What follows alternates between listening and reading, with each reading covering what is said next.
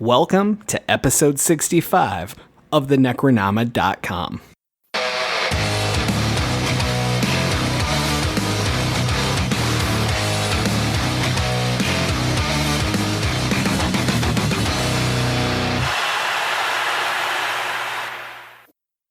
I am James Sabata, horror author, screenwriter, co-host of the podcast you're listening to right now, and it's 2020, so I'm not sure that the truth is anywhere. I think we're in a post-truth world now. And I am Don Guillory, author, historian, educator, co-host of this podcast. And aliens to me are one of those things where I'm not sure I would want to know if we had the access to that information or we had any visits. Really? Huh. But I'll get into that. I just want to throw this out really fast because I don't want our guest associated with any views I express about the current administration. So I really thought that when he became president that he would just accidentally tell us everything about aliens. And so now I'm a little concerned. I don't think they told him. So yeah, that would assume that he actually read anything. Sorry. No, you're fine. You are in a safe zone here. Okay. I do think that's the fastest I've ever mentioned him, although I do try to get a slap in every episode. So Alyse Wax is joining us today. Alyse, thank you for coming on the show. Thanks for having me, guys. Absolutely. And why don't you go ahead and tell the audience a bit about yourself? I'm an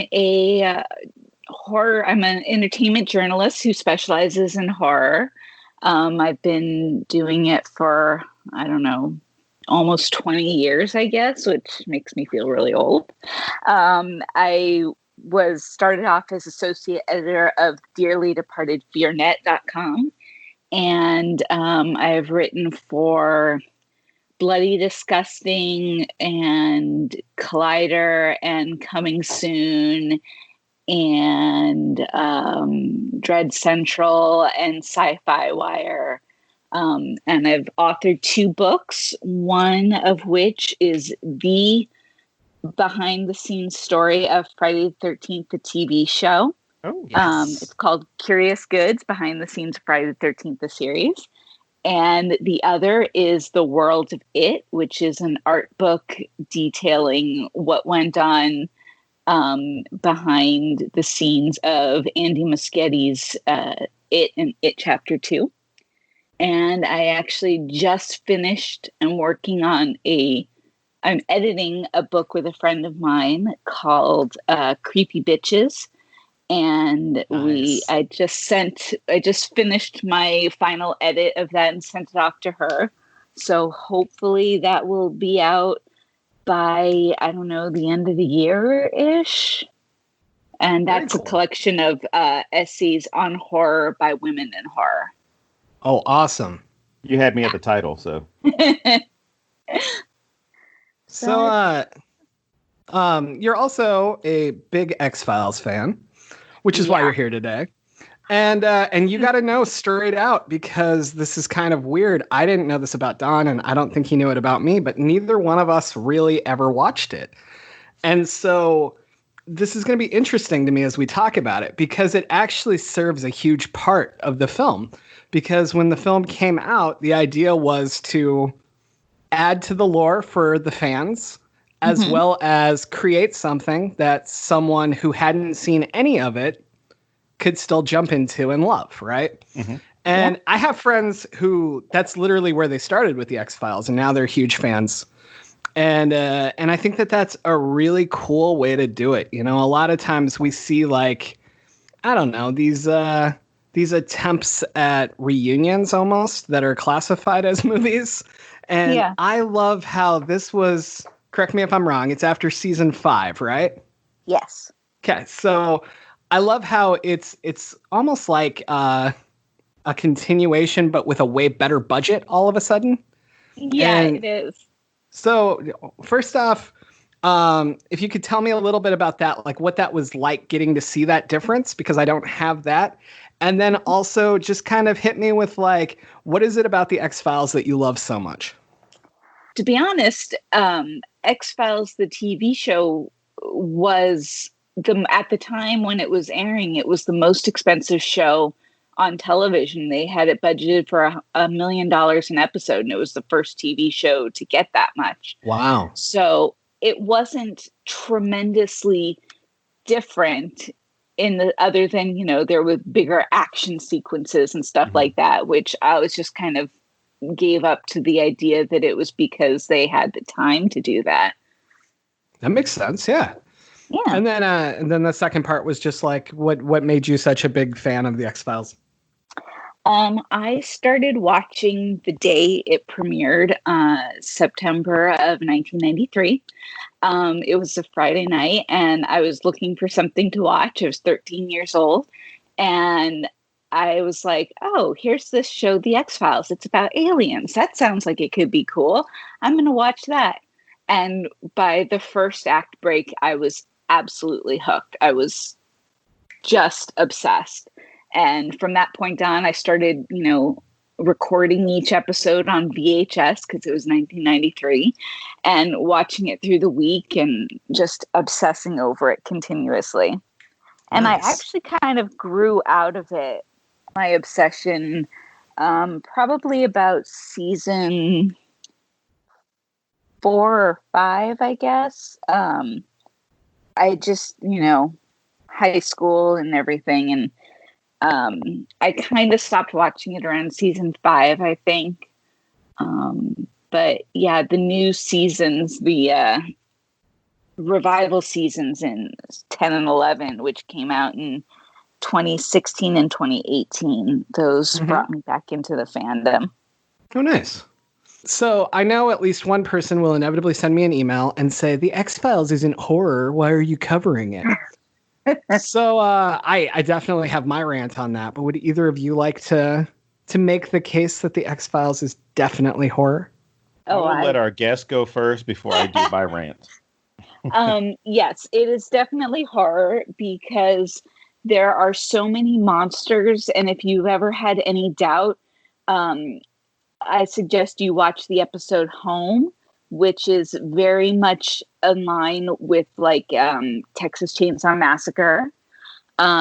There's The Host, which has this giant lukewarm monster. I mean, all of the episodes are about monsters. And, there's always been this debate about science fiction versus horror and how one and the same match up. And there are people who say that Alien and Aliens are not horror movies, and then there are some who say they are. I think it's all about instilling fear, and, monsters and gore certainly don't hurt. And you get all of that and more with X-Files. I love it. Don, do you have anything to add? Well, I don't have anything as eloquent as what she was going to add. All I'm going to say is stop with the gatekeeping, please. Because when it comes to horror, it is a wide umbrella. And the problem that we get into is so many people will say this isn't horror, that isn't horror. And then you end up alienating people who would normally like horror, but then you do what the Star Wars and well, I won't even say Star Trek, but you end up doing what the Star Wars fanboys do, which is you start alienating people who are interested in that area, or you start excluding people from even venturing into the genre because they feel as though whatever they like is going to be judged, or it's not going to meet the litmus test. Because you have a lot of films, a lot of stories, a lot of books that all fit in the realm of horror comfortably, that people will argue for some reason, because they're not a slasher, because they're not gore, because they're not this, that aren't horror. That's why you have so many categories or subcategories within horror for these to fit in. If you want to say this isn't a slasher, hell yeah, it's not. It's not a slasher. You want to say it's a psychological thriller? Yes, it is. But by saying it's not horror, you demean the genre. You demean people who add to it, because we can't have this moment where we get to a point where the bottle or the barrel is full and we can't add anything to it. you have a lot of stuff out there that fits comfortably into it. And I would just say, if you don't like it, then stick with the stuff that you like. Don't alienate other people. Alienate yourself. Boom. Yep. So the only thing I'll add to that is it's our show. We'll do what the fuck we want. All right. Well, I suppose we can jump into the film and talk about the different social commentary there. The first thing, I mean, the main thing to me, and we can go whichever direction you want, but to me, the biggest thing that sticks out is because of the year that we're in right now and the last few years, just this idea of what is the truth. And as I was watching the film, I've seen a few episodes here and there. I'll say I've seen less than 10 episodes. Okay. And I don't remember getting this feeling from it. So I'm not sure if it's just time or if it's what, but I really noticed that Mulder always goes with what he feels. Mm-hmm. And I thought that was really interesting because he's supposed to be the believer. And he believes more in what he feels than in anything else, any other logic, any other evidence that's there, right? And this is really drilled in the film. And so I started paying attention to how truth is a perception of a group. So like it kind of moves based on what a group believes. And I was wondering if you two could kind of just walk me through if you got this same feeling that truth isn't necessarily, it's not exactly one thing. And I know this is a really fucked up question. So just kind of like how you feel about the whole idea being the truth is out there. Like they're constantly on this quest for truth. But I feel like the entire thing is also about how truth is perception. All right. Yeah. Alyse, please go first because I'm going to hit James really hardly with a couple of things. Well, I mean, I think that the whole idea of, the truth is out there. It's like, what truth? I think that, I guess looking at it from a Scully side of things, you have to first ask the question or first pose what truth you're looking for. Mm-hmm. Because, you can say, the truth is out there. Well, the truth is 2 + 2 is 4, but that's not, was that what you were looking for? So I always found that like, that was kind of a very generalized question. You asked a very good question. It wasn't a weird question because this is a question that as an historian, it's something that we deal with every day, from, the intro courses to grad school to research. And it's always about finding information and then using that information to build a narrative, as opposed to finding out what the truth is, because the truth based off perspective, I mean, because a lot of documents that you have are primary sources, you're getting somebody's bias, you're getting somebody's perspective in it, right? And truth itself is something that is unattainable when dealing with the type of stuff that Mulder and Scully are looking for, or anybody scholarly is looking for, because there's an idea of what you want to know, there's an idea of what is actually out there, and then your ability to process that information. So you have qualitative and quantitative data where I can go ahead and answer if the question is, are there aliens out there? Okay, then we have to define what aliens are, or extraterrestrials. Because if you're saying, like in this film, just to skip ahead, if you're saying that the aliens have been there the entire time as a virus, or at least they've been on this planet before humans, then how are they actually the aliens? It's like all these things that get into this idea of what we kind of associate with, alien life or extraterrestrials, or even with, the Mars rover, that discussion of what exactly is life. Is it carbon-based life forms? Is it organisms? Is it something that can communicate back with us? What are signs of life and intelligent life?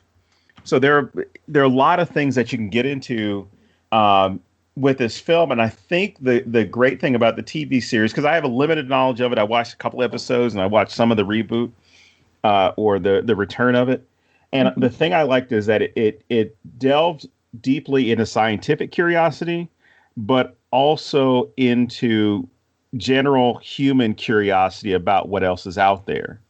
And I think that's really what the question is. It's not, necessarily the truth is out there. The issue is what is out there. And I want to find out what is, what it is. That. I like that a lot. I feel totally out of my element here. No. He does that. He does that to people. No, you're not. Like Trust me. Every single week. No, because when it comes to these movies, especially this one, I was not an X-Files fan. And it wasn't an issue of I was turned off by the show. I think there was something else that came, because it was Sunday nights. And I think there was something else that came on. So I watched The Simpsons, and, I think Married with Children was on. And that was like it for me on Fox on those nights. So I didn't watch anything else after. I was probably watching something on HBO. So that was pretty much it for me. I never got into it. I had friends in high school or people in high school that watched the show. And it was, I guess you can consider it problematic, because I was the president of the science and math club in high school, and I wasn't watching X-Files. But one of my really good friends loved it, talked to me about it when we worked together. And I'm sitting there like, I don't give a shit about that FBI space TV show. And she would get really pissed off when I described it as that. But, I like the way it goes, as far as the way they build these stories, the way that there's also this idea of there are people within the government that are trying to find these answers. And there are, of course, people within the government that are trying to cover up different aspects of the things that they're looking for, or just not acknowledge them. I love how FEMA is this great conspiracy thing, because it's just, in the film, Martin Landau's character goes on talking about how FEMA, if a natural disaster occurs or an emergency is declared, and then FEMA basically suspends all constitutional rights. And I'm kind of thinking, I really hope Trump doesn't see this, because he might declare a national emergency just so he can destroy all constitutional rights. And so I'm hoping that he doesn't take his plays from a 20-year-old sci-fi film. That's way too new for him. Yeah, well. No, most of his plays seem to come from the 1930s, 1940s. Yeah, definitely. Well, I'm glad that you brought that up, because that was the first. Well, that wasn't one of the first things, but that was one of the big things I wrote down. And I thought about all the people that don't look at this show as entertainment and questioning, getting interested in science and space, extraterrestrial life, or any other types of paranormal activity, right? Mm-hmm. The way it bothered me was thinking about the people that would use this show as a way to validate whatever crazy conspiracy theories that they have. Because I remember it was just a few years ago, there were people saying, "Oh, Jade Helm is this government FEMA? They've got FEMA camps that they're gonna put you." Shout out to Alex Jones and his nutball fanboys, who would go around saying that the government was going to come to your home, they're going to drag you out, they're going to put you in FEMA camps. Oh, and by the way, they've already got all the coffins ready for you and body bags, because the government went and ordered all these things to go ahead and get ready to dispose of people, which, crazily enough, it was Texas where that operation was taking place. And all it was a routine military operation to prepare for, just maneuvers. But these people turned it into, well, we've got abandoned Walmarts, and that's what they're doing. They're going to take over, and then they're going to do this. And I'm thinking to myself, no. But, the same people that were saying that stuff a few years ago apparently aren't saying anything when there are people being, taken off the street in places like Portland, with these unmarked vans and trucks and stuff like that. So I had never heard this FEMA thing until I watched this. Do you guys know how much truth there is to that? Like, is FEMA able to... I know they can suspend some things, but can they actually suspend constitutional rights, or like how far does it go? Do we know? You can have martial law, and that's not to an effect as far as, your First Amendment can be put on pause if that makes sense. With respect to speaking out. So if it's an issue of, hey, we've got, a category 7 hurricane, like a super hurricane, and it has sharks in it. Hey, it's Shark Week. We've got a hurricane. I should write that down. That'd be a good movie.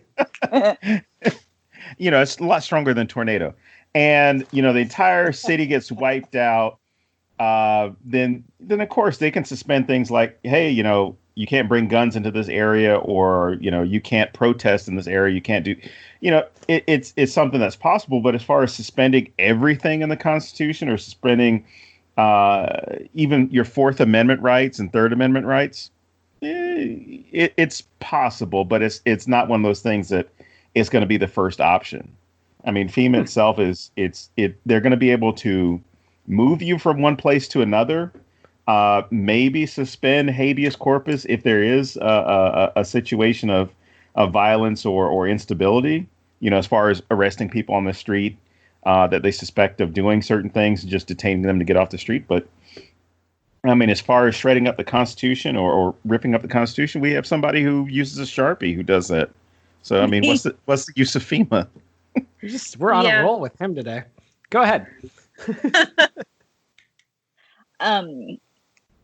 I don't know what I have to add to that. I'm sorry. Oh, okay. No, I thought you were... Don covered it really, really well. Yeah, no, I have special feelings about some people, and I try to keep myself somewhat composed, Mm-hmm. My neighbor has their Wi-Fi identifier as Trump is your president. So I'm playing a game with them every now and then. I just change the flag outside of my house. So wow. What do you change the flag to? Well, they have no flag right now. What did you change your flag to? Right now it's the Acadiana flag, and I think next month I'm going to change it to the Mexican flag. You had the French flag up for a while too, didn't you? Yeah, I had the Cuban flag up last week. So, okay, yeah. I knew it was something I couldn't remember off the top of my head. The Chinese flag doesn't have the grommet, so I can't hang it. Oh, man. So one of the things I really noticed, and I'm aware of how their relationship eventually evolves in the show, but I really, really appreciate how much Scully is just like completely independent, the voice of reason. Right. She's the one who wants evidence, wants to do everything the right way. Like, she's so independent and powerful. But what I like about that is they are completely equals while being so different, right? Mm-hmm. And I was talking to my X-Files friends to make sure I got this right so I wouldn't fuck it up too badly. But like the way that was repeatedly drilled in throughout the series, that they're always equals. It's never anybody's in charge and the other one's the sidekick or that kind of thing.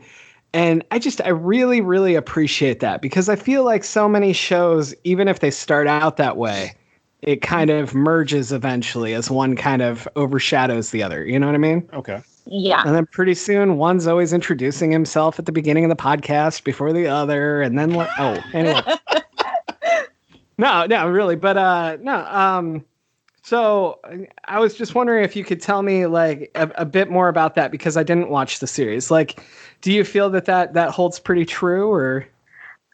Yes, I do feel that. I think there are a lot of X-Files fans who, it's a constant kind of disagreement within the fandom, who complain that Scully was mistreated and throughout the run of the show because she was abducted early on due to Gillian Anderson's real life pregnancy. And then that led to a host of other health problems and all of this other stuff that I'm sure is really boring. But the problem is that people always see, these are all women who come at it with this whole Scully was done wrong. She was given cancer. She had she was impregnated with a baby and then it was stolen from her and she never got to know about it.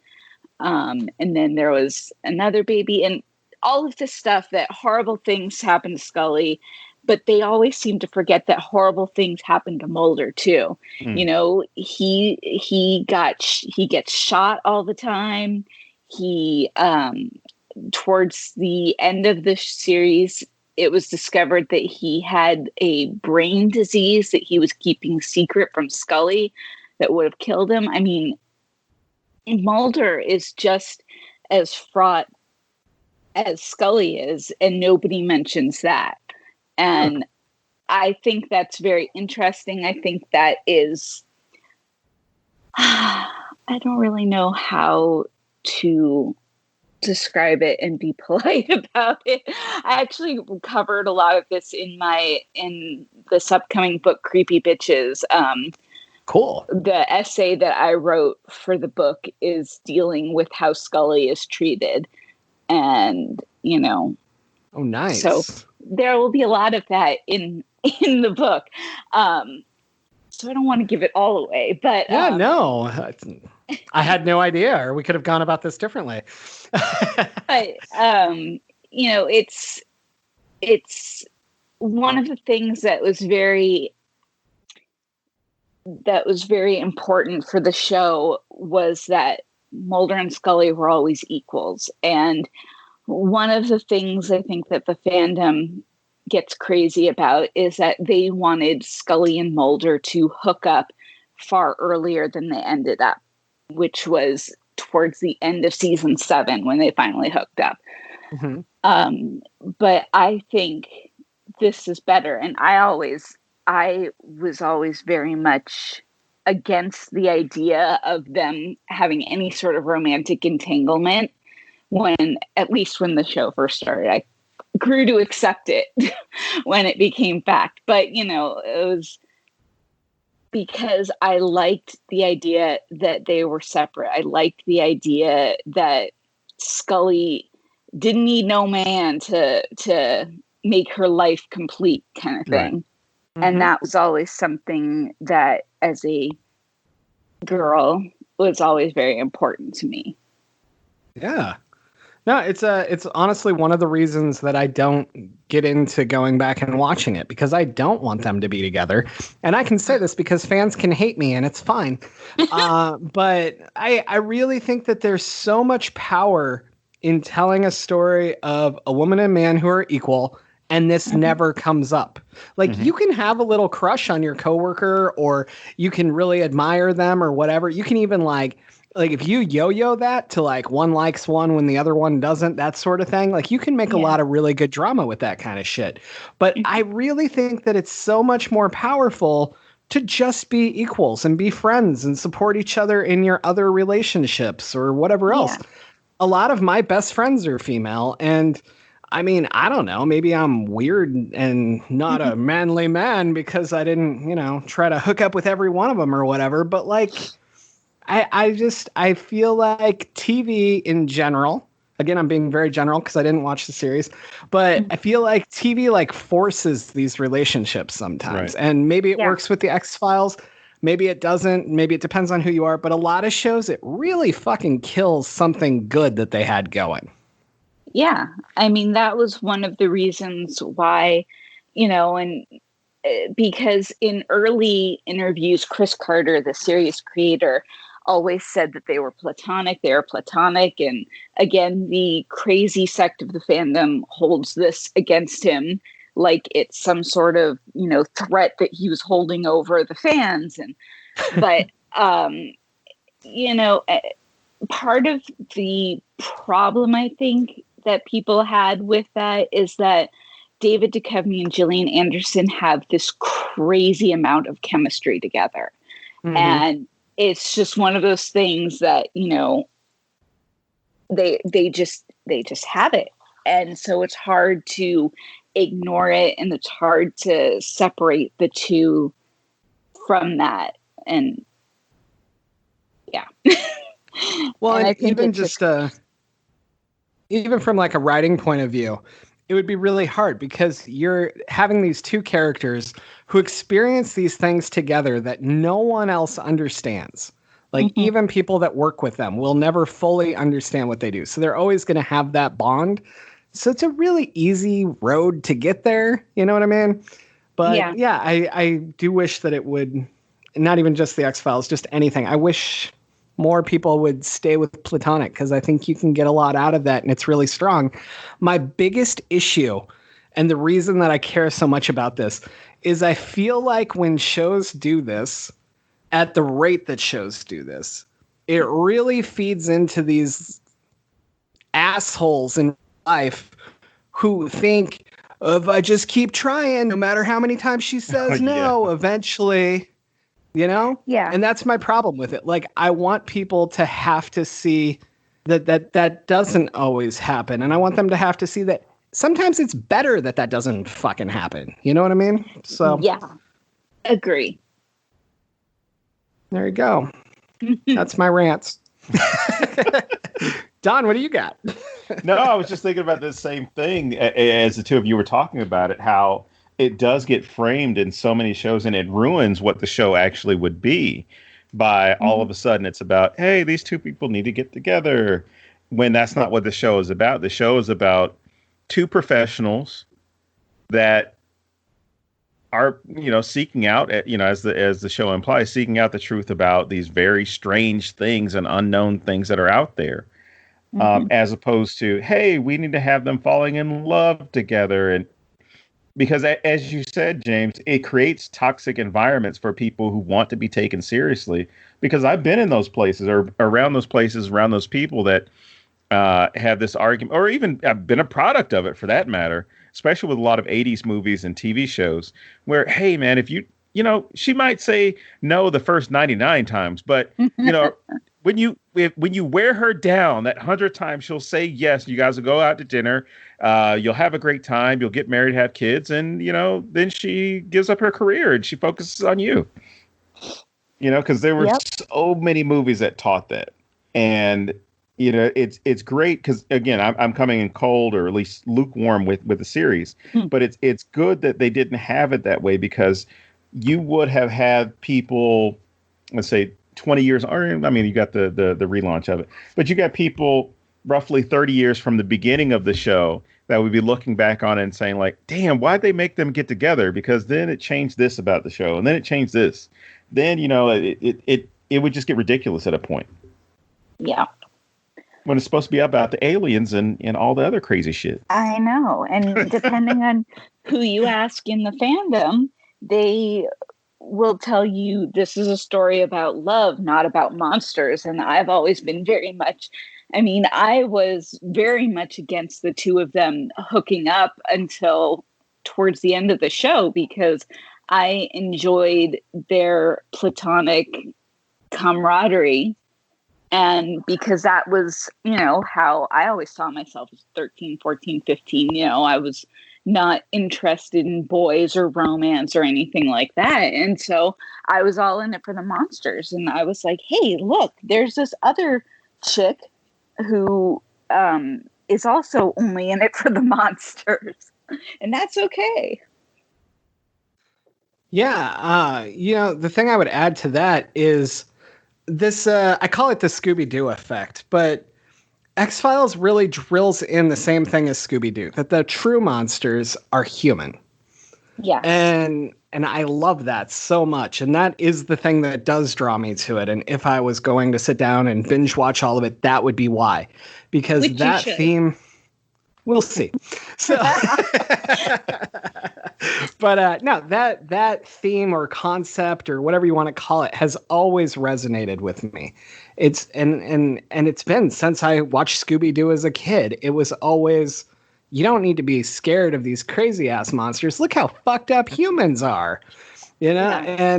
And as I was going through and I was reading a lot about the series or different things like that coming into this, everything I saw was that the true bad guys are always in suits behind closed doors, having meetings they don't want anyone to know about, trying to control shit, and being really, really scared they're going to lose their power. Yes. Yep. And I mean, I don't know how that translates into today's politics, if it does at all, but you know, I just thought I'd throw it out there. I think you just summed up interesting. all civics classes. Yeah. Interestingly, I think that X-Files was one of the first. I don't know. I've never really done any research on this, but if you go back and watch the old episodes from 20 years ago, they talk a lot about what is essentially a deep state. And I find that, I had never really heard, they call it like a shadow government back then, but I wonder, where exactly, if they were, I guess they're probably not the first to talk about a shadow government or anything, but it's very bizarre, like going back and listening and watching, and you're like, wait, this is the shit they're afraid of right now. And it all gets very crazy. Yeah, and I mean that's what hit me watching this film is I was like, all of this resonates with me today and what I feel, like I all of it. I don't know another way to say it. So, Don, what do you got? Well, one of the things that I wrote down when I was looking at this or looking at the film, not just the idea of the shadow government, but the concept of, where the film begins and where the film ends, or at least around the ending. The idea that in most movies, and there are, of course, a couple of nods to other alien films, because there's an Independence Day poster when Mulder's out peeing in the alley. But yes, when we look at films that involve aliens, and we think about it, the majority of them, the aliens are not benevolent, right? The aliens are, about colonizing, and I think they use that term a few times in this film. They're about conquering, colonizing, death and destruction, right? Whether we're talking about Independence Day, Battlefield Earth, oh gosh, whatever the one was with Usher and Jon Stewart, where the aliens came to took over the high school in Middle America. I don't think I even know about that. I gotta know more about this. And Jon Stewart. I can't remember. Jon Stewart's like the science teacher teaching them about hydrophobia or something like that. Was that Josh Hartnett? Yes. Oh my gosh, I'm blanking. I know which one you're talking about. Yeah. Even in that one, they have that question of, hey, if aliens were gonna, faculty. Thank you. I was thinking it was like the seniors. So I've actually seen this, and I didn't realize. Never mind. Anyway, continue. Yeah.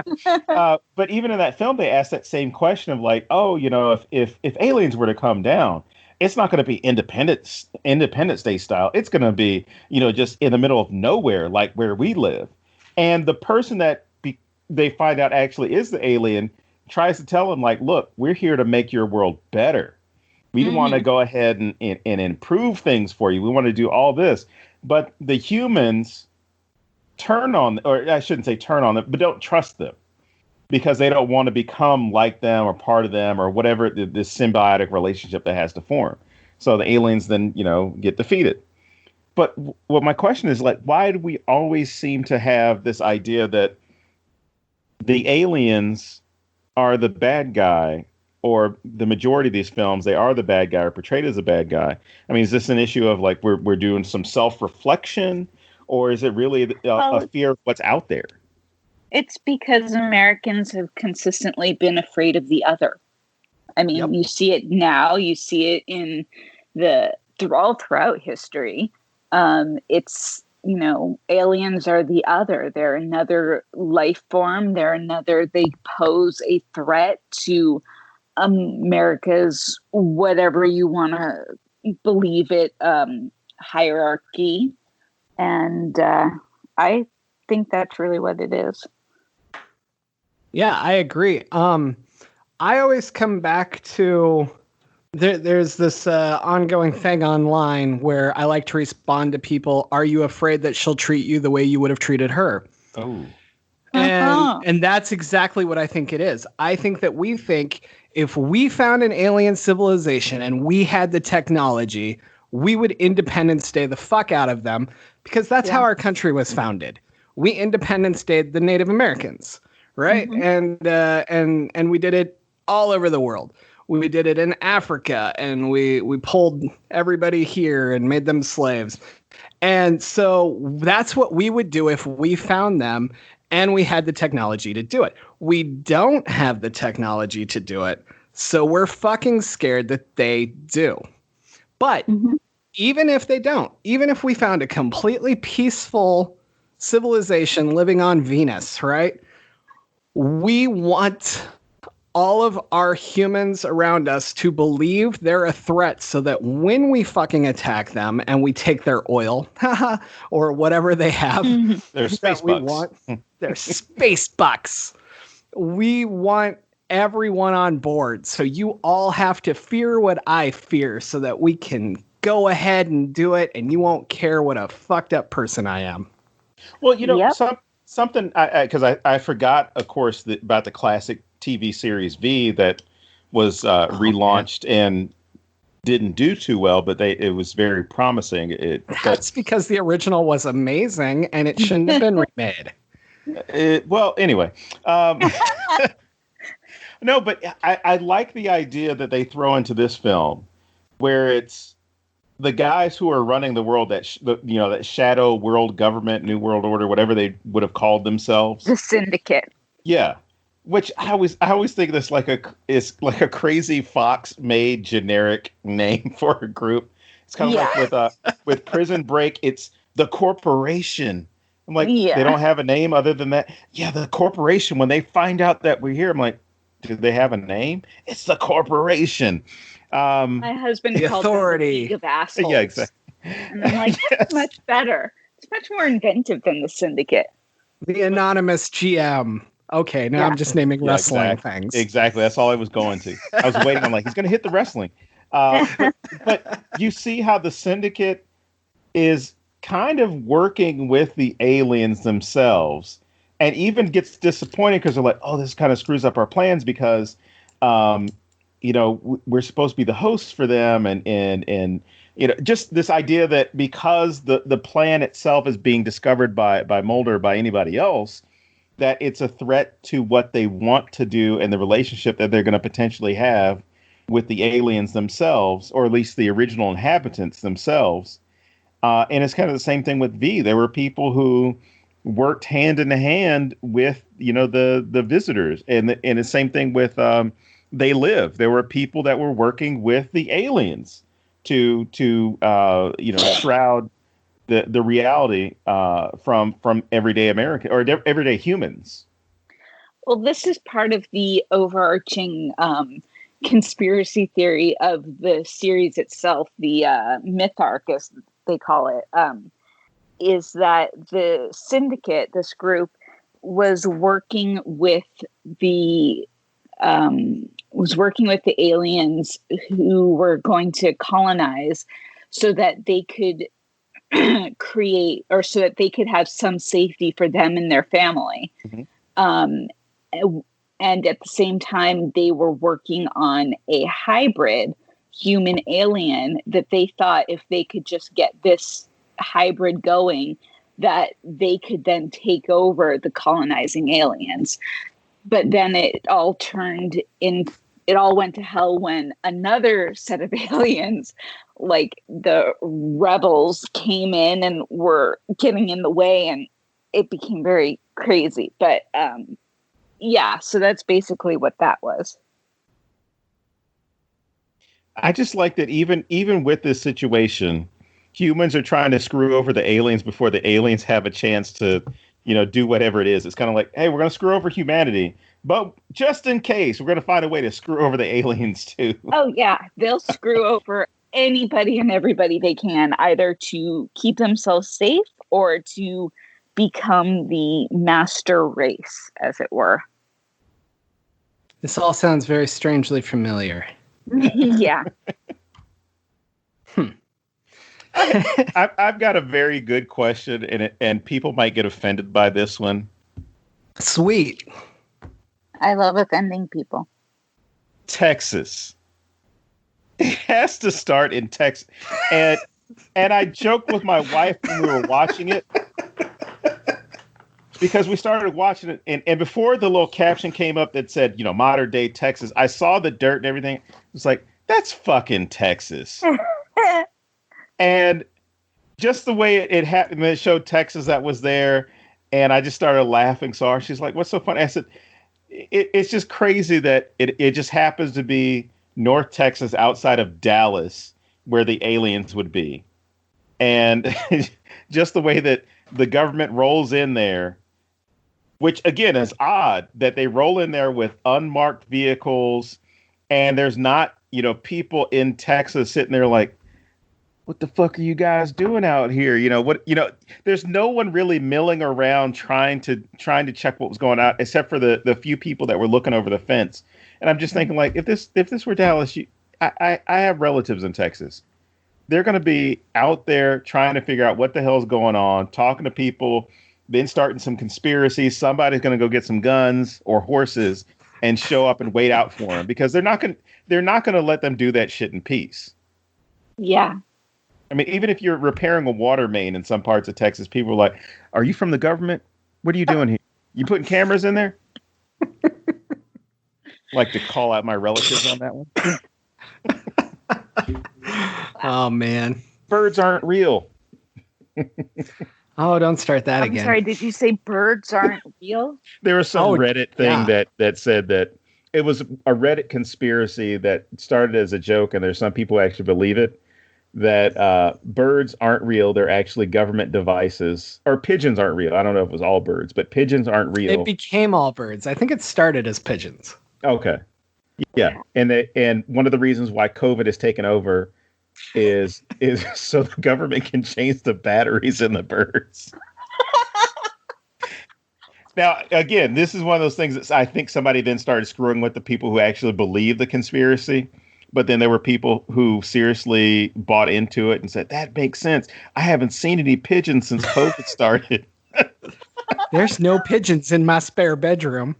Oh, But can I just say, I would like to pitch a new show right now. So, Duchovny, Anderson, if you're listening, can you guys just start taking everything people say on the internet and just making 5-minute shorts of Mulder and Scully investigating this shit? Because that would be amazing. Oh, my God. But you're going to have Scully doing an autopsy on a pigeon? Yes. Do you see how it's bleeding, Mulder? That's because it's alive. There are no cameras here. Well, that brings me, and I'm sorry to jump ahead, but I've got another question. I love the idea of dealing with conspiracy theories on the show, but then also touching on them within the film. What do any of you think, or either of you think, are some really good conspiracy theories that people still believe today that they would have believed in the 90s? Oh, man. Because I think this movie aged very well. Yeah. Other than like the cell phone, some bits of technology, the film ages very well as far as the conversations that are taking place, the conspiracies that are there, some of the conspiracy theory ideas that are there. Mm-hmm. But, what is it that you think would still have carried over from the 90s to today, or just would have worked in either one of those eras? Like conspiracy theories from today? Either one. From then that work today, or just some things that have just kind of lasted until today. Well, I feel like the conspiracy theories of today are getting dumber. like like the whole thing about the furniture company that was using their cabinets to smuggle children for sex trafficking. Right. And it's just too stupid. Like, I feel like in the 90s people were slightly smarter, or like the flat earthers. Like, yeah. Well, we didn't have as much internet to peruse back then to find all these crazy theories. Yeah, people might have been saying some really stupid shit, and we just didn't have to listen to it. Well, you had to pay more for it. Yeah. You had to wait for your AOL disc. My favorites all revolve around the same concept. The whole like Elvis is alive thing. Like I always loved that. And then, then it became Tupac, like, oh, Tupac's still alive, man. He's on an island, like still recording. And the fact that like they kept releasing songs, like way too many songs after he died. Like that's fascinating to me. No, I don't believe Tupac isn't. I believe he died in Vegas. But like, it's just, I can see how like something like that, like I don't even want to use the word evidence, but you have enough evidence to like show it, but like this crazy shit like the birds or whatever, like, I don't know. I agree. I think that it's getting dumber. My number one conspiracy theory that I think that people believe just as much today as they did in the 90s is because it was one of the biggest things in the 90s, and it was Kurt Cobain killing himself. Like all of this shit about Courtney Love or about whoever, it's usually Courtney that they pick, but I absolutely believe that those people still believe this as much today, and that there's probably more people that believe it. I don't, but I will say like even that has gotten dumber because like when Avril Lavigne supposedly disappeared, she was replaced by a double. Like that's way dumber, man. So it's so funny. Like nowadays, I feel like I look back at old conspiracy theories, like like who shot JFK or the Roswell crash, or we didn't actually go to the moon in '69, that kind of thing. Like I feel like I don't hear about that anymore because there's so much other dumb shit out there that people are talking about. Like that stuff's way too normal, and like even these idiots would be like, oh no, that's stupid. It's just the stuff has gotten so stupid. Hey Don, how about that one where Sandy Hook didn't happen? Oh Jesus. Oh my God. We're only allowed one Alex Jones reference a show. Oh, sorry. I'll cut yours from earlier. So, but no, this goes exactly into what Alyse was just saying about how it's gotten dumber. And I don't understand how people buy into these things on the level that they do. Yeah, exactly. Well, it also gets into that idea that which is always the funny one for me, and I'm not necessarily nice to my relatives when I catch them posting it. It's, oh, you got to watch this video before it gets taken off the internet. I'm like, oh my God, where'd you get it from? The internet? Oh my God. Where'd you just post it? On the Facebook. Which is it's on the internet, right? Or the 5G. The 5G is another one where I could look. There's so many things that X-Files, if it were launched today, as opposed to being launched in the 90s, I think the conspiracy theories they'd have to deal with on that show, people would sit back and say, like, who is going to believe this shit? We're investigating 5G towers for, creating the COVID virus, which has led to many of our government pigeons shutting down. Because Bill Gates wants to sell vaccines. And oh my gosh. In the revival season, they actually did a whole episode about this. It was called The Lost Art of Forehead Sweat, in which a conspiracy theory, basically Mulder is confronted with all of these conspiracy theories, and he and Scully have to decide if this guy's crazy or whatever. And one of the things, my favorite part is that Mulder has a big conspiracy bulletin board with, the yarn and stuff on it. And he's trying to follow this one conspiracy this guy said. And at some point he throws his pencil in disgust and he says, "This has gotten out of hand even for my conspiratorial skills." And then and that's exactly what it is that nowadays the conspiracies are so ridiculous and so convoluted. And I don't know if it's just that people are trying to make themselves seem smarter or they're just really bored, or I don't know what it is, but it's just a little bit mind-blowing. If it's that first one, they're doing a terrible job. So they definitely don't seem smarter. No, I do think part of it is we get fed so much fake stuff, whether it's from Russian bots or whatever else you want to believe, like it's coming from somewhere. So let's leave it at that. But we get fed so much that then when we get something totally fucking normal, like, hey, politicians on both sides were partying with Epstein and raping 11-year-olds, then we're like, that's boring. You know what I mean? Like boring though. I mean, but I mean, from a mass like crazy level, it's like because it's not crazy enough. Yeah, it's not flashy, and it's not. Yeah, I don't know. It's just a theory I have. I don't know. I could be wrong. No, I miss the '90s conspiracy theories. I gotta say, they were far less terrifying. Definitely, man. Well, there's some things that, speaking of the 90s, when a lot of the films that we talk about, I try to put myself in the historical frame of mind as far as where we were, especially with a film like this, because of a couple of moments that happened in the film. Because in that first interaction that we get between Mulder and Scully, they're at a building in Dallas looking for a bomb. He goes into he goes into a room to go get something to drink and discovers that, the vending machine has, all this C4 and Semtex and composition B in it. And he's like, oh shit, this is the bomb. Now the thing blows up and, one of the guys sacrifices himself in there because, he's part of the government conspiracy, or at least the syndicate. So he has to protect, at least protect the world from the truth, or at least protect their secret. And when the building blows up, first off, my first thought was the physics of this don't work because they're too close to this building.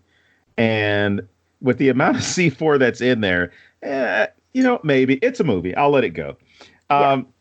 Because I immediately thought as that building was there, it was 1998. They thought it was in a government building. And I'm sitting there like, holy shit, they're basing a lot of this off of that discussion around Oklahoma City bombing with the Murrah building. Mm-hmm. And when this building blows up, it looks exactly like the Murrah building in Oklahoma City in 1995. And all I thought was no idea that was intentional. I totally thought that was just me when I was watching it.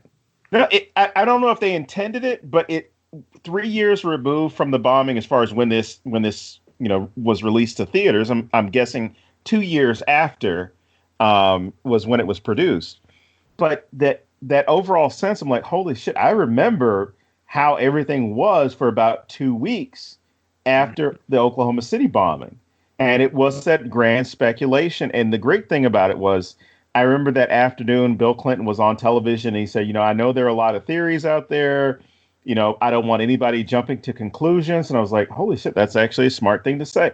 I was in school when it happened, and people in my class were talking about, oh my gosh, it's the Muslims again. It's just like New York, with the World Trade Center bombing in '93. So, oh my gosh, it's probably Iraq. It's this. And I'm sitting there thinking, like, I fucking hate all of you. I hate all of you for being like this. And by that weekend, we knew it was some white supremacist who was pissed off about Waco. Yeah. And, even within that time, if we had more accessible internet at that moment, we probably would have found out about it earlier. But we also might have had some really screwed up conspiracy theories about it, which people have taken advantage of now by saying, oh, well, the government blew up that building, which is the great line of this film. Mhm. The syndicate blew up this building to hide evidence. And now that's become like one of these conspiracy theories. Oh, whenever there's a terrorist attack or whenever there's a shooting or whenever there's a fire, oh, it's the government trying to hide something. And I like that they threw that into the film because they like it. A good thing that they get to do is play with the conspiratorial nature or curiosity that a lot of people have about these things, but a lot of us don't take them too seriously. It's like, oh, this makes for a great movie, not, oh shit, the county courthouse caught on fire. I bet you that's where they were keeping the aliens. Yep, because if I were keep hiding aliens, I would keep them in the county courthouse. Well, I mean, why not? Who's going to go look there? Somebody's going to show up for jury duty. Yeah. This is really striking a chord with me because, Dawn, I mean, you're Facebook friends with me. You're well aware of this. I have been utterly fascinated by the explosion in Beirut.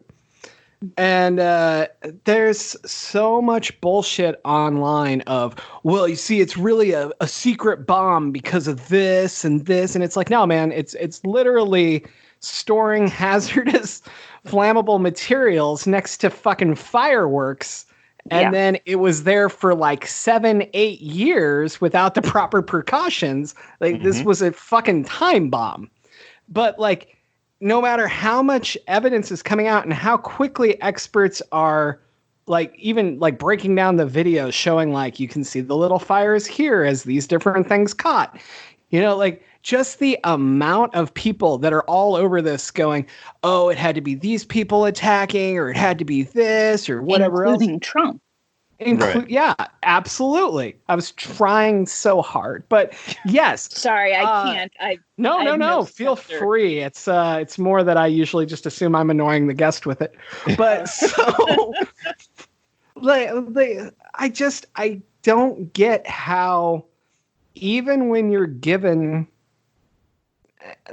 I mean, I get it, I guess, but it bugs the fuck out of me when you're given clear evidence that this was just an accident, and somehow we can't let that go because it has to be bigger than that. It always has to be TV level or film level. There always has to be a deep meaning to tragedy in real life when there fucking isn't sometimes. Well, the thing you answered it, I mean, you addressed this earlier. It can't be boring. If it's boring, if it's a simple answer, it's not good enough. I need to be entertained by whatever happened. So by me saying it was negligent, or by the people that were there saying this was based off of negligence, that's not good enough. It's like, no, you got to be covering something up. Well, plus negligence says we should have done something, which brings back that whole accountability thing. We need to blame others, not take accountability. Now that I've derailed this completely. Oh, speaking of derailing, can I tell you how much I love this train chase scene in this? This is okay. My favorite scene is not this. I shouldn't say that because my favorite scene is the peeing in the alley. I thought that was really fantastic. I can't even. They actually they specifically put the Independence Day poster up there because if I remember correctly, they had Fox had moved the release date up so that it was in the same summer as X-Files or something like that. They were annoyed by that. That's kind of fantastic, man. Yeah. But so that's my real favorite scene. But I love this train chase scene. Like, I don't know. There's something about it that felt really fresh to me, which is funny because this movie's, 20 some years old. But like, you don't really see this sort of thing a lot. And there was something really great about it to me, the way that they moved the trucks onto the train and then the train was going where it was. And I really appreciated this whole action scene. And I think the thing I appreciate about it the most is that there's no real action going on. And yet it feels like a great action scene to me. Anyway, I just wanted to throw that out because I have to talk plot sooner or later. So I think a lot of that you can owe to Mark Snow's great score. True. Yes. Did he write the theme as well? Yes. I mean, I don't know if I've mentioned this, but I've never really watched the series. It is my favorite theme song ever. Like, I had it as my ringtone for a while, and people would be like, Wow. "Oh, you love the X-Files," and I was like, "No, I really like the song." But I mean, I really think it's that great. So yeah. It is. Well, with the train scene, all I thought, and of course this is me, is the scene, or at least a segment of Grand Theft Auto San Andreas, and there's a line from it where, you know, I forgot the guy's name, but it was like Big Chris or something. He's like, "Damn it, CJ. All you had to do was follow the train." And like I said that, my wife looked at me like, "What the hell are you talking about?" Because I just thought about, because it's one of the most famous lines in like video game history. It's just like, all you had to do was follow the train, along with his food order, which is massive at one point. But no, I didn't think much about the train moment. But I did like this idea of, you know, going back to the idea of them being equals.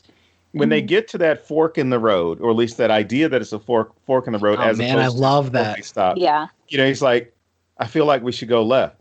And then, you know, Scully's like, "I feel like we should go right." And then he just goes straight ahead. I'm like, holy shit. You know, it's this true way of meeting in the middle. Like, I trust you, you trust me, but maybe it's this way. Yeah, so, exactly. Neither of them are right or wrong. Yeah. You know, and I really appreciate that, as far as the way that even when it comes time for them to split up, Scully has enough trust in Mulder that something is wrong, because some things are not adding up, right? To the point where they go to the morgue to try and find out what the hell happened in Dallas and why these bodies were already there that were dead. You know, these dead bodies that were already dead, as opposed to being killed by the blast. And this was just a humorous scene for me, because, you know, I was in the military, and I just love the way that this private or whatever, I can't even remember what rank they gave him, but they walk in like, "Yeah, we need to go down to the morgue." It's like, "Oh, nobody's allowed in the morgue per orders from General so-and-so." He's like, "Who do you think called us?" And he's like, Yeah. "Oh, well, I'm going to have to call somebody." And he's like, "Well, yeah, go ahead and call them. In fact, you know what? Call this person." "Oh, you don't know the number." "Well, you know what? Call them." "Oh, you don't know that number either? You know what? We're wasting time here. You call who you need to call. We're going down to the morgue." And I just love how that itself encapsulates when somebody's on CQ duty and all they've been told is they don't give them any of the other options. Because I had to pull what was known as CQ duty or shift duty when I was getting out of the Army. And those were like 24-hour shifts. And it was basically signing people in and signing people out. Oh my God. The rules were simple. Like, oh, if somebody checks into the base, like they're being assigned here, they can sign in here so they don't get charged extra leave, right? So it was me and an NCO. And, you know, we just sat there like, okay, so this is all we do? And he's like, "Yes, sir, this is what we do." I was like, this is the stupidest thing that we could ever have in the military. It's like, but we're getting paid, so I don't care. And there were some moments where they were like, you know, people came up and asked questions. Like, I don't fucking know. I don't know what. I guess you could go, you know, like 3:00 in the morning, and you're sitting there like, I don't know where you can go right now. You know, try this. And that's basically what the military is like. They tell you one thing, and you don't necessarily get the answers that you need to deal with all these different situations. So I could see that guy getting completely, you know, ripped a new one when they find out that he let some FBI agents into the building. Yeah, it was very, I mean, I don't have a military background at all, but it was very believable to me from a, you know, non-military back. Like, yeah, I could see that. Oh, that's exactly how it would go down. That's exactly how it would go down. And the truth is, he probably wouldn't have called anybody, because he's sitting there like, well, if I call, I'm in trouble. If I let them in, I didn't call anybody, I'm still in trouble. I don't win anything. I don't lose anything. I can at least play dumb and say, well, these FBI agents came in and they said they got permission. Who am I to judge? You know? And they definitely knew that guy's name before I said it. That's for sure. Yeah. Yeah. My entire military background is I watched Full Metal Jacket, and no. There you go. That's the whole story. You've made a much better decision than I did. It's an ongoing thing in our relationship. So, just kidding. Just kidding. Anyway. Hey, what time are we at? 108. 108. Sweet. What do we have left? Do we have a lot or a little or? I mean, we've covered most of the stuff, at least from my end. We've covered most of the stuff that I would have had questions for with respect to conspiracy theories, time, things like that, and how it would look today. But the two of you covered, the relationship between the two. I think all it really comes down to is not necessarily resolution, but what was that question I had? I already asked the conspiracy one. You guys, Alyse brought up FEMA. Mm-hmm. Oh, shit. Here we go. I got a question about, have you ever had an experience with an alien? Oh, that's a horrible way to ask that question. Is this like Ghostbusters? Oh, that's different. Okay. Okay. I've got these questions, and I asked the bad alien. So, what would our relationship look like? Which James already answered as far as we'd probably just kill them. So I'm going to ask, as far as the alien, or, do you believe in aliens? Kind of one of those umbrella things that gets asked a lot, as far as between seeing, believing, the validity of it. That's it. That's all I got. And what about? Yeah, go ahead. Sorry. Oh, I was just going to say, I definitely believe that there is life outside of this planet, because I think that it would be selfish and ridiculous for us not to think that. I mean, the universe is infinite. There's got to be, I don't necessarily believe maybe that they're like, the little gray skinned, bald guys with big black eyes that, is so popular on TV and stuff. But I definitely believe that there is other life form. There are other life forms out there.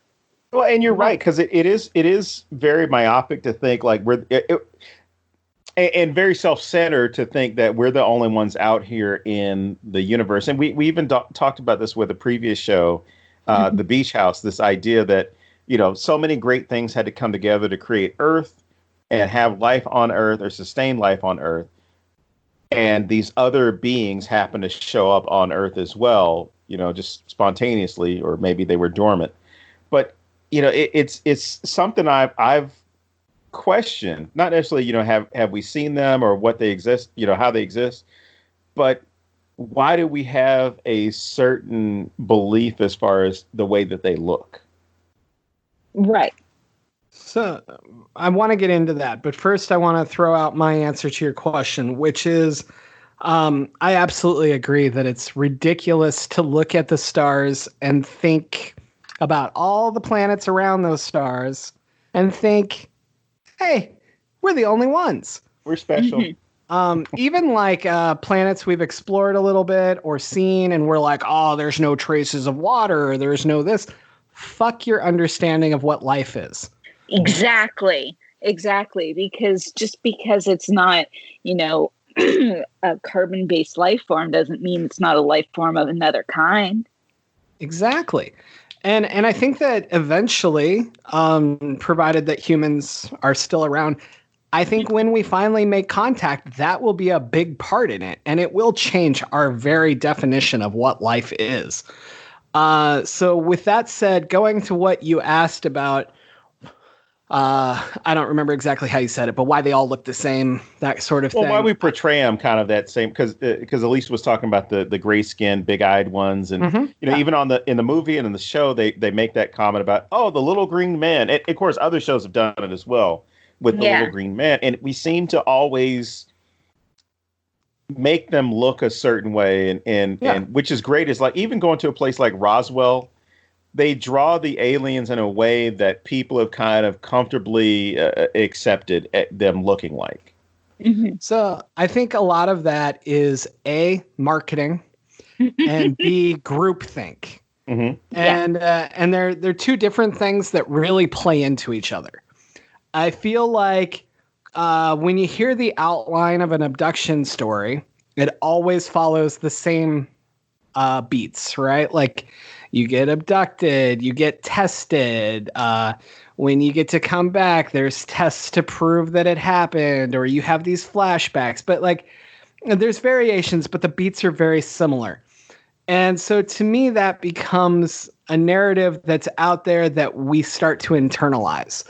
And whether you believe it, whether you really truly think you experienced it, whether you fucking did experience it, because I'm not discounting it, you're still telling it in a manner that other people can understand. Right.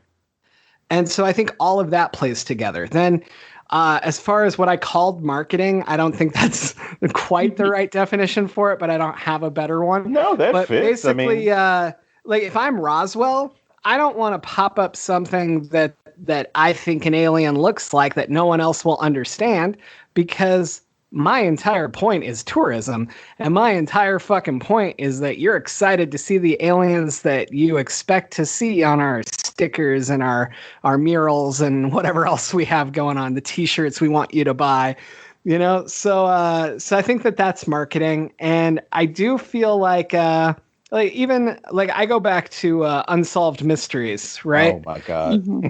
I had heard alien abduction stories a million fucking times, and they didn't faze me at all. Robert Stack made me unable to fucking sleep. That guy was a god. Okay, so he told the same story.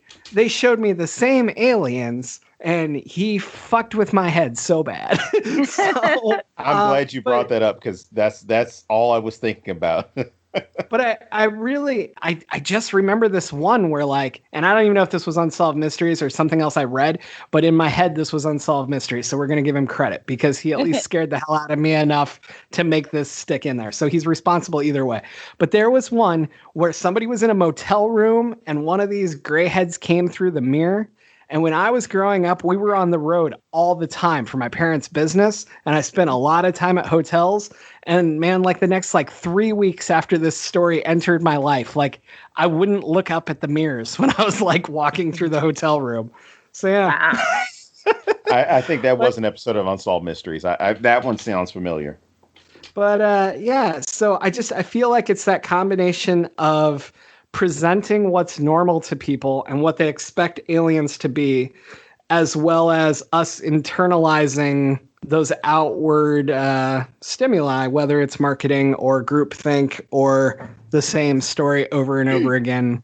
Yeah. And there's something less terrifying if you think that if you think you know what you're expecting. Ooh. And there's something, if it's always portrayed as these big head guys with gray skin and big eyes, you can kind of expect it and look towards that. And it's less scary than if you don't know what you're waiting for. Yeah. Oh, I like that a lot. Have any of you known anybody or possibly seen aliens yourself, or possibly think you may have seen aliens? No. Really boring, straight up answer. No. Okay, well, here's my follow up then.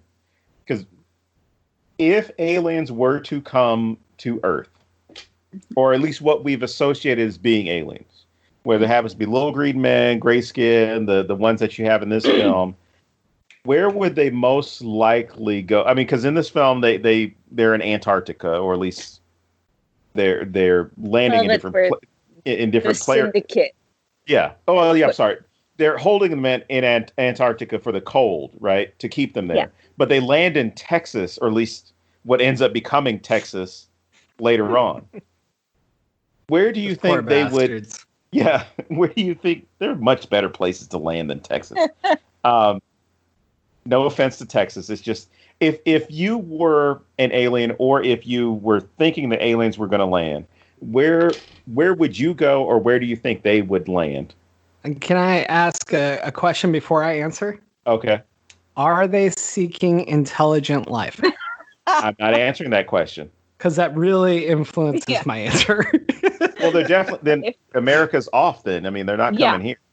If they're seeking intelligent life, they're not coming to America. My real answer is I think you go to where life began. So like Mesopotamia, that area. Okay. I mean, you have so much history there, and I don't know. I don't know why that's my answer, but that's exactly what I think it would be, no matter how many different ways I'm thinking about it quickly. I just feel like that's where they would be drawn. That makes sense. I mean, my answer would have been something way more blasé, like, well, it depends what they're here for. Are they here for Disneyland? Are they here for, a sunny vacation? Are they here for history? See, now are they here for people watching? Because my other questions would be, if you came into contact, where would you take one? But then also, I mean, they're obviously watching us and observing, and they're making a decision to come here. Where do you think they would you would want to take one to let them know, like, hey, this is an example of humanity that you have to understand, have to learn? Comic-Con. Oh, damn it. I'm taking it to Comic-Con because nobody's going to question this alien that's with me. They're just going to want to take his picture. And they're going to be like, oh, man, that's so fucking cool. Way to go, man. But you get to see... You get him on a panel. Right? But you also get to see like such a myriad of emotions. You get to see people super excited about things. You get to see people being petty as fuck. You get to see like I could be like, those guys are Star Wars fans. They think they know stuff about space. Like, I'm sorry, Star Wars fans, I had to do it. But don't talk to them because they don't know you, so they won't interact with you. We're not going there. Anyway. One negative experience that has followed me through life. But that is 100% where I would take them, because there is such absolute 100% joy from people. And you'd also get that, like, just that whole different myriad of different people. And if he got exposed, I feel like that's a place that would accept him. There you go. Probably protect him or her, or we don't know about gender as far as with him. Yeah. Very true. I would probably take him to Disneyland because I really like Disneyland. Hell yeah. And I would say, look, here's something happy that, before you destroy our country, let's go see Disneyland. Plus, I get to go one last time. I'm taking the Area 51. I'm going to say, let's go free your people, man. Let's do this. Nice. Sucker, they're in Area 52. You've just been thrown off this whole time. Another fun place would just be the Vegas Strip, because I feel like nobody would notice. So, why are these people giving me cards? Oh, man. Plus, I mean, if there's a place we should blow up. No, anyway, so just kidding. But yeah, what about you, Don? Did you answer if you believe, or I answered if I believe. I didn't answer where I would take them, because I honestly don't know, because Comic-Con and Disney are probably the best places to go. I don't know. You know what? I would ask, like, what do you want to learn? And he's like, and I'll say, all right, well, let's go. Okay, you want to see something really crazy? Yeah, let's go to Florida. Ooh. Sorry, Florida. Oh man, we are on a roll today. Our downloads are dropping. No. I'm old. I only talk badly about places I've lived, been to, or have family. You know what? I take it back. I'm going to take it to New Orleans. I'm going to take it to New Orleans in Mardi Gras. During Mardi Gras. Good Lord. I guarantee, because it'll be just like Comic-Con. it is going to see so many wild, crazy things and have fun. Because even with E.T., Elliot didn't take E.T. anywhere because except for like trick or treating. Yeah. And it was because, oh, well, we can cover him up and mom will think it's our little sister. We can take him out of the house. I honestly don't think too many people would have known, other than the government agents that were looking for him, too many people would have noticed if you'd put him in a little wig and a dress, like when he was in the closet, that people would have just not given a damn. Plus, he was learning the language. He was learning about culture. Oh, man. So to bring it back to the film for a minute, do either of you have anything left to add about the film itself? I think that this one was much better than the 2009 X-Files film. Yeah, and I saw that second one, and again, up to that point, I had very limited exposure with the X-Files, and when I saw that one, I was kind of like, there are a couple of cool jokes in here, a couple of cool things in it, but it doesn't get me, excited about X-Files. Whereas this one, like I said, even though it was made or came out in '98, I look at it and think like, I could honestly get into watching, the first couple of seasons based off of this and based off of when they brought it back in 2016, because I looked at it as, this is something that a lot of people got behind, were fully fell in love with it. And I'm not one to ever beat up on anybody's fandom. So, I always appreciate that somebody has something that they like. And they're passionate about it. Yeah. It's still got, the fandom is strong with this property. Absolutely. So one of the final things I want to say is, in the beginning, Scully is sent to Mulder to basically put the final nail in his coffin. They want him gone, and they think that sending her is going to fix that. And they want her to spy on him. Yes, exactly. Yeah. But that's why, because they want him gone, right? So I like that from the very beginning, this entire thing is rooted in how the syndicate and other shadow governments, corporations, even all of these things don't understand individuality and relationships. And because they assume that Scully will be one way, and they assume that Mulder will be one way, and they assume that those two can't possibly interact and learn to like each other, they think this is a done deal, and that's all they have to do.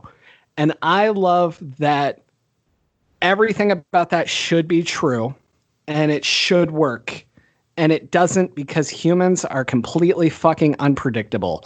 And when you get down to individuality and chemistry and shared experiences, everything just goes to hell with that theory. And she becomes the thing that protects him from them, really. Like, they do it for each other, but it's amazing how they gave him the best defense ever by accident. And I love that that's rooted in the very first episode. That's so great to me. Yeah. So, yeah. I don't have anything else to add about this. Do either of you? No, other than the way that the film ends, as far as Mulder going to Antarctica to seek, going even to the individuality thing, where there is the one member of the syndicate who has this moment where he even changes. And it has to deal with one of his grandkids getting injured and realizing, like, I can't do this to them. I need to think about my family. It's not, I haven't thought about these things, the consequences of my actions. So, one, I'm going to show up to the meeting late because I'm thinking about this and because I'm taking care of my grandchild. And then two, when the opportunity comes, he's like, hey, Mulder, here's what you need to know. Here's the information. Here's the vaccine. Here's all the shit that you need to undo this. And then he kills his driver, then kills himself. Mulder goes to Antarctica to go and find Scully. And what's great is the vaccine itself. I can't remember if he addressed this or not. The guy from the syndicate addressed this or not. But the vaccine itself doesn't just heal her. it creates this massive chain reaction through, this I guess these pods that the syndicate has, that they're growing these using the host to grow the alien DNA and everything in. Mm-hmm. And I love how that's the Scully becomes the virus to this ship, destroying it, or excuse me, destroying the lab. And just that play off of all the times that they talk about viruses and infections and things like that, to where it's a virus, or at least it's the antidote, the vaccine that goes into a host that then creates an adaptation to destroy the system that they put in place. And their reaction is it's real simple at the end, which, I wonder why they couldn't have made, 3 more movies off of this one, or at least even the one they made in 2008, 2009, as kind of a pickup from this film, where you just see that the syndicate is still doing the same shit everywhere else. Trying to series. The series kind of picks up. Okay. So it's covered significantly, and I think by the time they got to the 2009 movie, they were more or less done with the whole colonization theme. Okay. See, that's what we get for not watching the show. I know. Yeah. See, now you guys have to go and watch the show. Here's my gift to you, because you did this. Uh-huh. I really want to see the episode you were talking about with the conspiracy theories in the revival. So while I won't commit to binging everything, I'm going to watch that episode. Okay, good. Yeah. There is also an alien episode or episode with an alien that talks like Trump. That's the one I'm talking about. Oh, that's the same. Oh, okay. Oh, yeah. You'll like it, James. You'll like it, that one's great, because they literally. Bing bong ding. Yep. They literally. It's hilarious, because I remember when I was watching this episode and I was tweeting with people online, and some Trump people were just so livid about this episode, because they were like, oh, this is so unfair, and the things you're making him say, and I know you're just trying to make him look. What they didn't seem to understand was that the dialogue that the alien was speaking was literally word for word from Trump's mouth. Yeah. Wow. And it was just fascinating to see all these people get so pissed off about it, and how they're like, X-Files isn't supposed to be a political show, and I'm not watching it anymore because of this. This is stupid. I haven't watched the show, and I'm telling you right now, I bet you it's political. Yeah. It's, yeah. I have this ongoing thing where anybody who says such and such isn't supposed to be political doesn't understand writing, because writing is inherently political. Who I choose to be the hero is political. Who the love interest is political. Who the enemy is, how the story's told, where it takes place, all of that is fucking political. The fucking language that it's written in, who the intended audience is, all of that's political. So it's a bullshit argument, and people only make it when it doesn't agree with their thoughts. No one says, like my dad would have never been like, can't believe John Wayne got all political. You know what I mean? So, because you don't say it when you agree. Anyway, is that where we want to end? What time are we at? That works for me. 1:32. 1:32. All right, cool. All right, so let's wrap it up there. Alyse, I want to thank you once again for coming on the show. Yes, I want thank to thank you guys for having me. This was fun, and any chance to talk X-Files and bag on politics. You are free to hit me up anytime to bag on politics. So why don't you tell everybody where they can find your books and where they can find you on social media? Yeah, you can find both of my books, Curious Goods, Behind the Scenes of Friday the 13th, the series, and The World of It are both available on Amazon.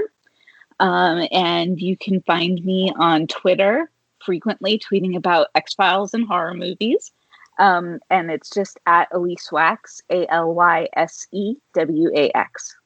All right. So let's wrap this up, damn it. All right. All right. So that wraps it up for this week. As always, I am James Sabata. And I'm Don Guillory. And we will see you next week here at thenecronama.com.